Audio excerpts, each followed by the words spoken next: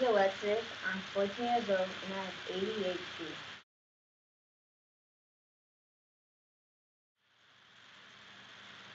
Even though I have ADHD, I'm still a regular teenager.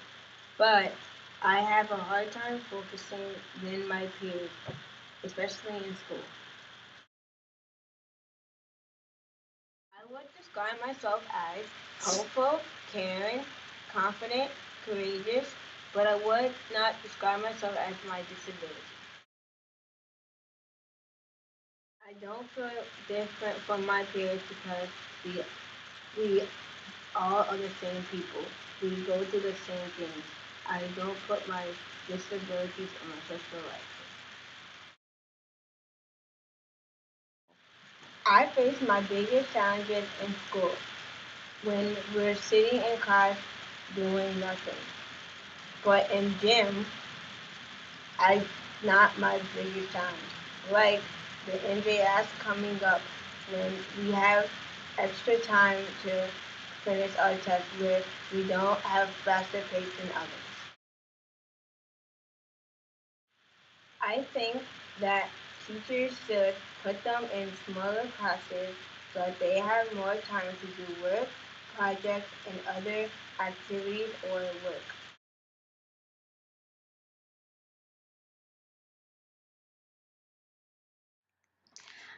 As a parent of children with ADHD, personal uh, changes had to occur with my work schedule, also being a single parent, and a child with ADHD tends to have a lot of maturity delays. So, a child that normally can get on the bus without being late, without, not leaving their key, without um, being easily distracted, now I have to be home with them until they get on the bus to make sure that they don't leave the bus. So there was a lot of personal adjustments that I had to make personal wise with my life, putting things, personal goals on hold to make sure that I was home and available to them as they grow and develop.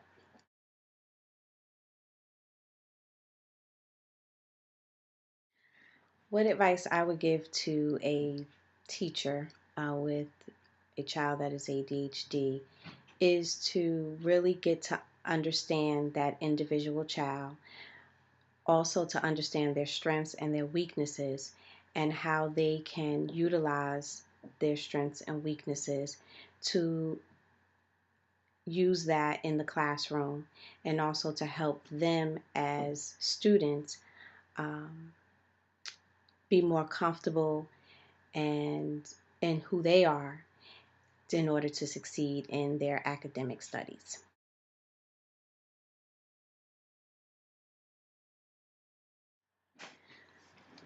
The first thing I would say to another parent, once you discover that your child has ADHD, please do not blame yourself.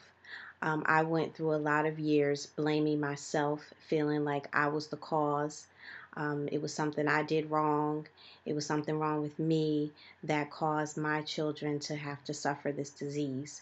Once I went through that and realized that it was not my fault, that this was just typically a chemical imbalance in my kids, that it was easier for me to help them and understand and read and make yourself knowledgeable of what your children are going through. And once you do that, it gets easier as the days and as they get older.